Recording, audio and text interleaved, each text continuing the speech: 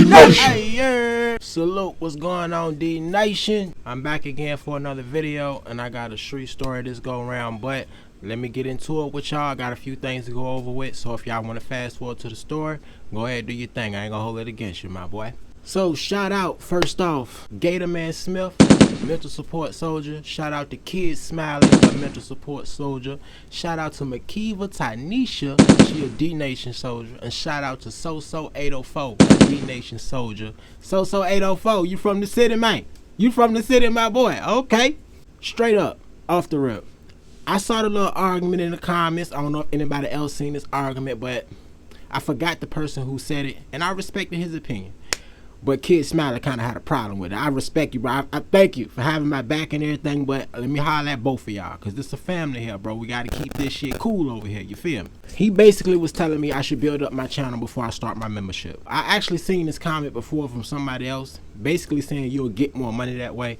But this membership for me, bro, is not a sole purpose to make money. This membership is really to put out these certain stories that's super personal to me, that's super delicate, that only people who pay for this membership can watch. I'm not going to put it out on a membership and then make it public. I'm not.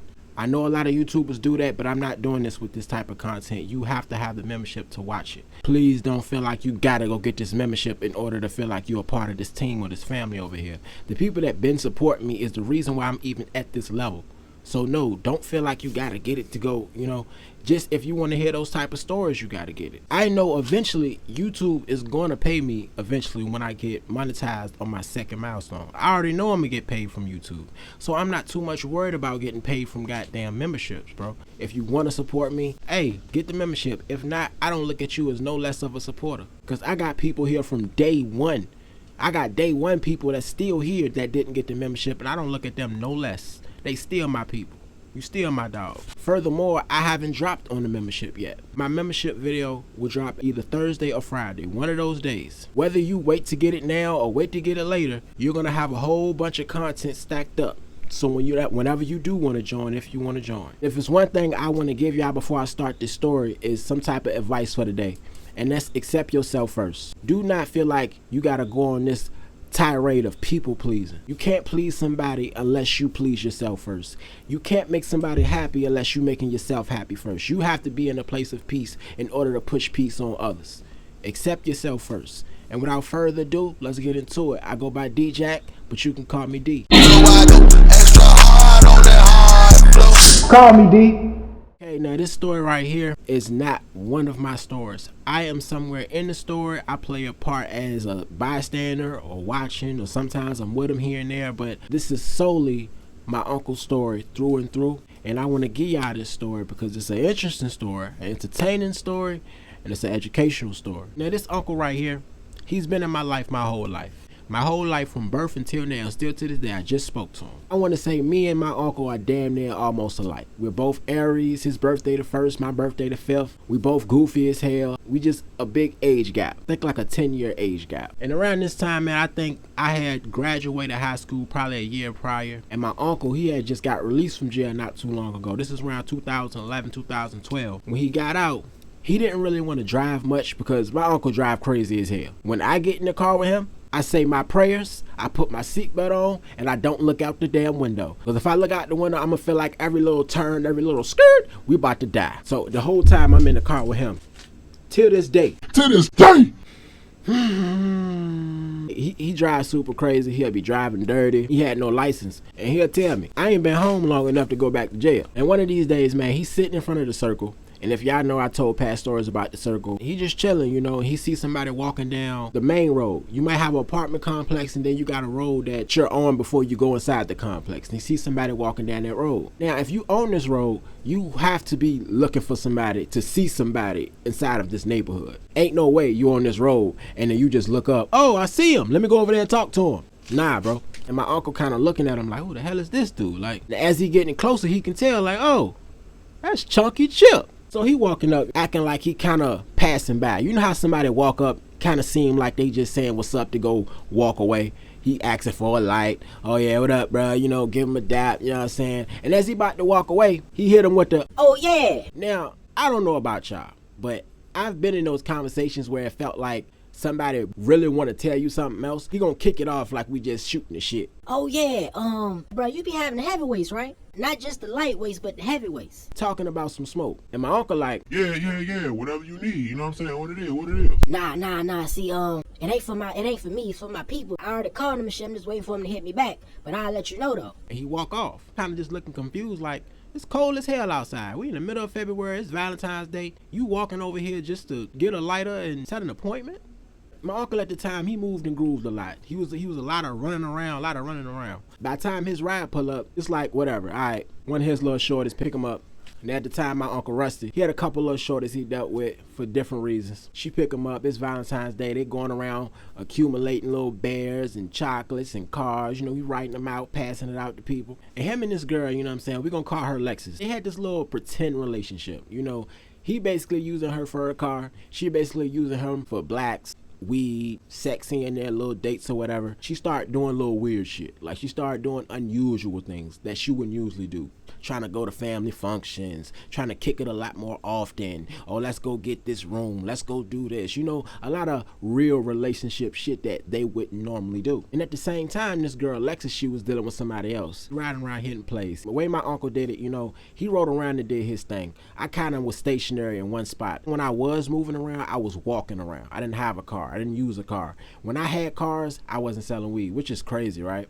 He'd be riding around, you know, hitting this place, doing the regular thing that you would do as the weed man, you know, delivering orders. And this whole time, they just arguing, this and there. Every time they get somewhere, she want to have an argument about this. She want to have an attitude about this. She was one of those girls where she stood on whatever she was saying. There was no talking or reasoning. You can shoot her in the head, and she'll still stand on what the hell she talking about. It gets to the point where she like, Yeah, I can drop you off right here. Stops the car, park the car, turn the car off. For real? Like you trying to drop me off right here and I gotta walk all the way back to the circle? So he get on the jack trying to call somebody else to pick him up. You know, he's snatching his shit out the car. And he go to open the door and and she ain't unlocked the door. So she's sitting there laughing.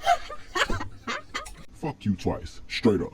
Coincidentally, as he's on the phone trying to call somebody to pick him up, Chip pulls up. Chunky Chip pulls up. He get out the car, he go get some food. I think they parked in front of a KFC. And he come out, he look at my uncle like, You chilling right here? Nah, man, I'm getting dropped off here. You need a ride?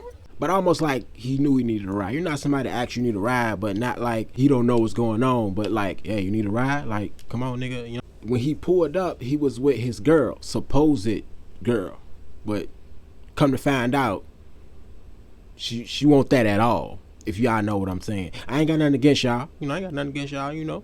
To each his own, my guy. They riding down the street, my uncle, Chip, and the tranny, try to finish off what he was doing when he started his day. They want these gifts and presents, they gonna have to come get this shit themselves. He go get his money, get everything he gotta get, and he go back to the spot. He get back to the spot, and he still got a few hours before the real Valentine's Day date starts, you know, with the main girl, you know, which is today.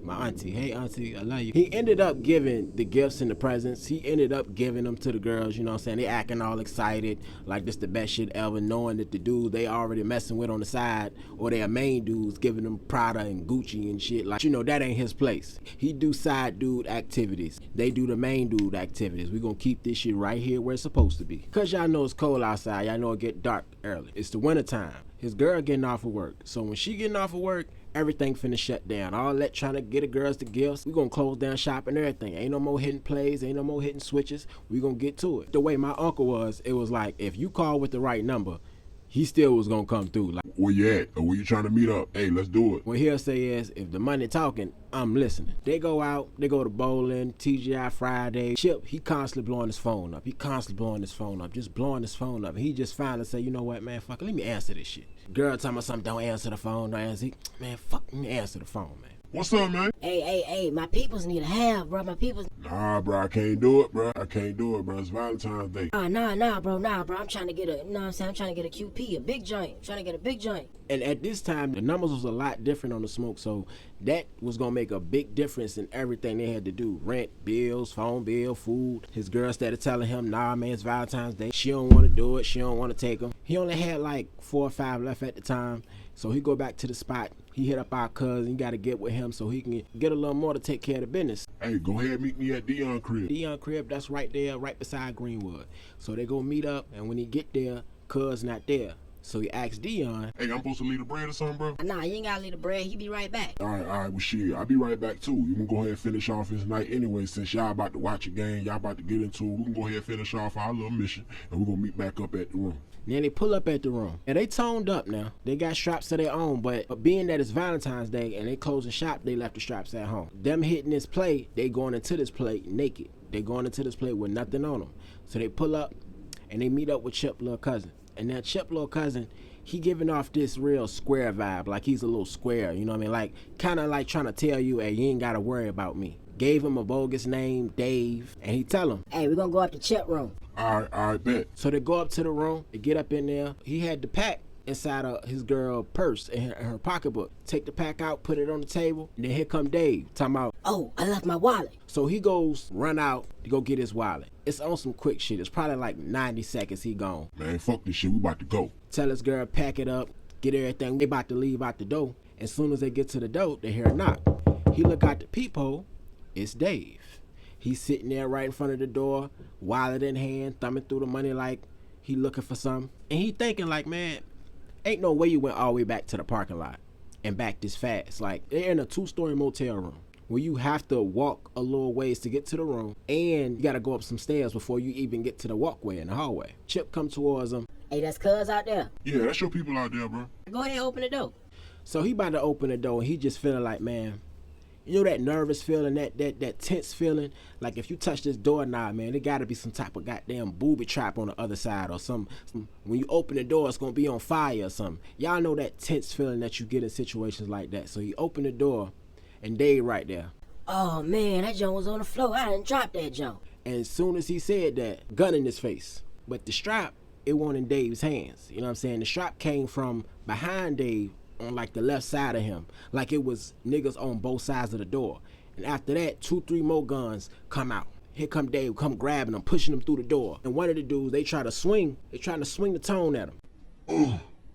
But as he's swinging, my uncle see the gun coming. He see it coming. So he dodged it. Boom, he dodged. After that, they grabbed him, took his coat, took his pants, took his shoes. After they took all that, they duct taped him. Duct taped his mouth, his wrists, his ankles, put him on his stomach, basically hog-tied him. Did the same thing to his girl, but put her in a seated position. Taped her wrists, taped her ankles, taped her mouth. But my uncle, he peeping the fact that he handling her with care, like precious cargo, if you will. You know, and he peeping it.